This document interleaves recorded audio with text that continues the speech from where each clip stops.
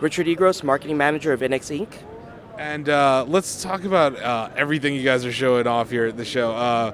What's some of the new products or proof of concepts that you guys are showing off at CES 2018? So here at our NX booth here, we're excited to showcase everything that's coming out new for Retrobit.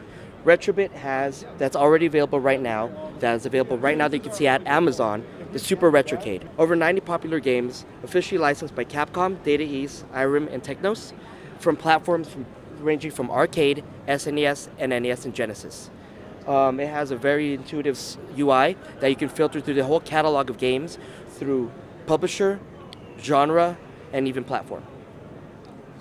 And some of the other things you guys have shown off here was the Super Retro Trio that has HDMI for the first time. What consoles does that, or what cartridges does that support? Definitely, that here is a Super Retro Trio that will be available this month in January, and it supports the NES, SNES, and Genesis, and has an output for HDMI and AV. And it comes with two 10-foot, 6-button retro-style controllers. That's amazing. And so you have these are cartridges that if you just happen to have an SNES from back in the day, it'll work in this console. It definitely will, but if you don't, we have the problem solved, because we also have multi-cartridges that are officially licensed by Data East, Jalico. And I saw that Bad Dudes was on the All-Star cartridge?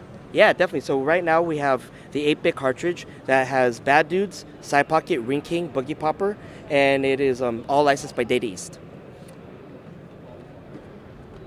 For the SNES, we have Joe and Mac. The Joe and Mac Ultimate Caveman Collection has Joe and Mac, Congo's Caper, Joe and Mac 2, Lost in Tropics.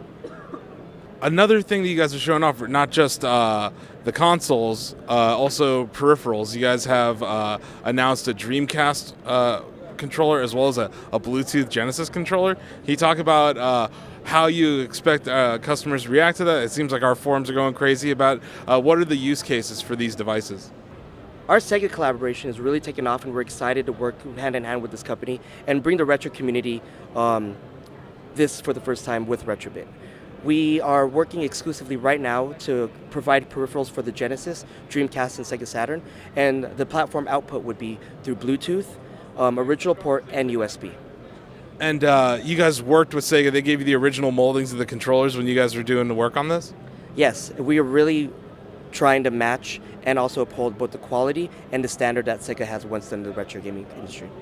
The controllers support Bluetooth, and there's some consoles out there that I was wondering if it was possible to work with them. Maybe a Nintendo Switch would be able to work with your Bluetooth Genesis controller?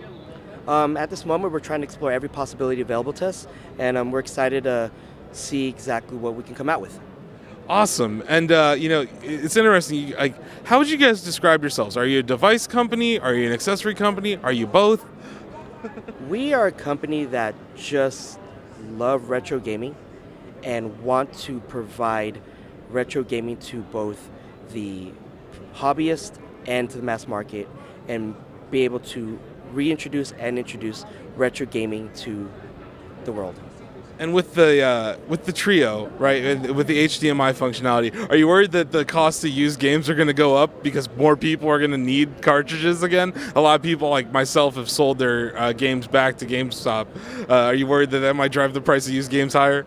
That is a possibility that we did look into, but that's why we're also trying to find solutions to help people that did make those decisions to sell or even lose them, just like the multi-carts. Yeah, and are you guys talking to other devs about trying to come up with more multi-carts, other publishers from the past? It seems like they made their money in the 80s or 90s, and they're just kind of sitting on licenses. It should be an easy sell for you guys, right? Yeah, it's not really an easy sell. It's also just trying to find the right ones to fit, and also listening to the retro gaming community and trying to meet and exceed their demands too as well.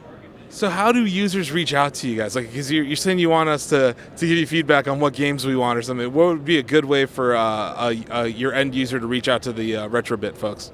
Yeah, they can definitely. We do take our social media seriously. We listen to the comments. We hear the feedback. You can follow us on Twitter, Facebook, and Instagram at Retrobit Gaming.